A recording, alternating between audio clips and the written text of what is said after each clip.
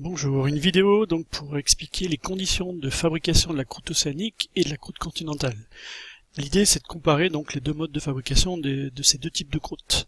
Alors cette vidéo permet aussi de faire le lien entre la première S, où vous avez étudié donc en détail les conditions de fabrication de la CO, la croûte océanique au niveau de la dorsale, et le programme de Terminal S, où vous découvrez donc les conditions de fabrication de la CC, de la croûte continentale. Alors petit rappel de première S, vous vous rappelez donc de ce schéma, on est au niveau d'une dorsale et vous avez expliqué l'année dernière qu'au niveau d'une dorsale va naître sous la dorsale les conditions de naissance d'un magma, et ce magma va évoluer donc au niveau d'une chambre magmatique, une espèce de réservoir, et la cristallisation donc de ce magma dans différentes conditions va donner naissance aux roches donc de la croûte océanique, les gabbros et les basaltes en cousin. Ça, c'est le modèle donc de la première S, et qui permet, au niveau de la dorsale, on va voir ça en détail, de fabriquer la croûte océanique.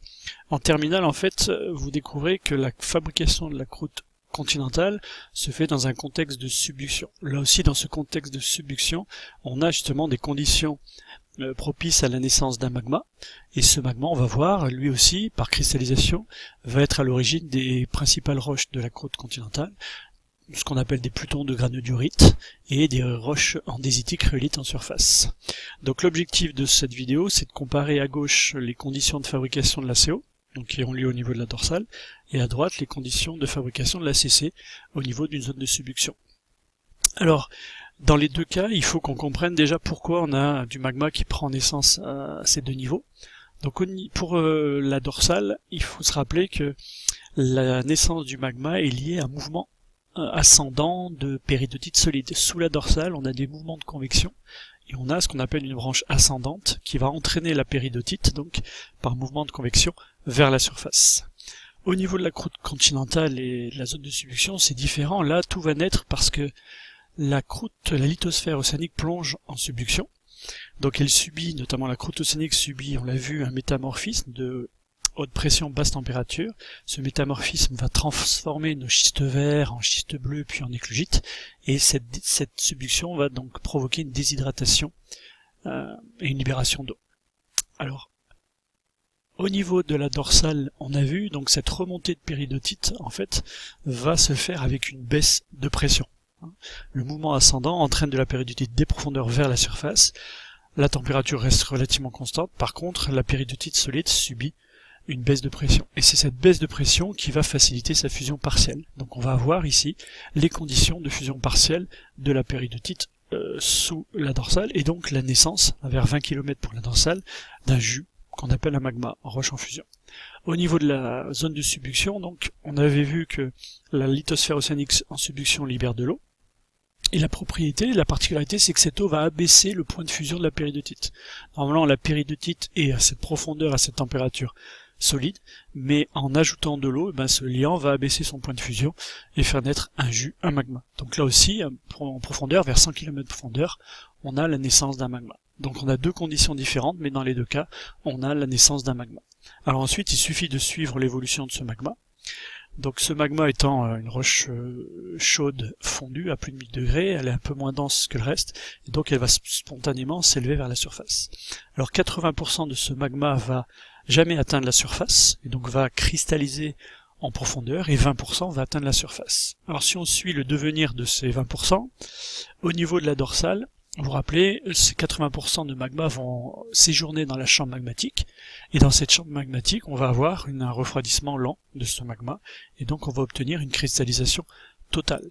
Du coup, dans la chambre magmatique de la dorsale vont se mettre en place les roches magmatiques plutoniques, que l'on appelle les gabbros. Sur les flancs ici, sur les côtés de la chambre magmatique, se mettent en place les gabbros. Au niveau de la zone de subduction, le magma donc qui s'élève vers la surface, 80% de ce magma va rester bloqué en traversant la CC.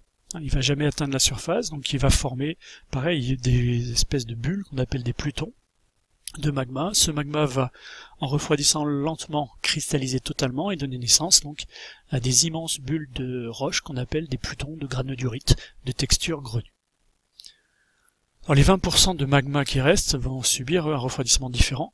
Ce magma en fait va arriver en surface, et arriver donc au niveau de la dorsale, en fait il va arriver par le jeu de fractures, etc., à traverser cette croûte et venir au contact de l'eau. Donc là, le refroidissement est brutal puisque le magma à 1000 degrés rentre au contact d'une eau de quelques degrés, donc la cristallisation est bloquée, et du coup vont se mettre en place des roches de nature magmatique aussi, mais de texture microlithique ou hémicristalline, puisque les conditions de refroidissement ont provoqué un arrêt de la cristallisation. Donc on a une texture à moitié cristallisée. Et donc on va obtenir les fameux basaltes en coussin qu'on appelle des pilolavas. Pour ce qui est de la zone de subduction, pareil, le magma, donc par le jeu de fracture de faille, peut arriver jusqu'au niveau de la surface. Et donc ce magma lui aussi va subir un refroidissement brutal à cause des conditions de température, et il va donner naissance, donc pareil, à des roches de texture microlithique ou hémicristalline sous forme de lave, qu'on appelle donc de l'andésite ou de la rhyolite.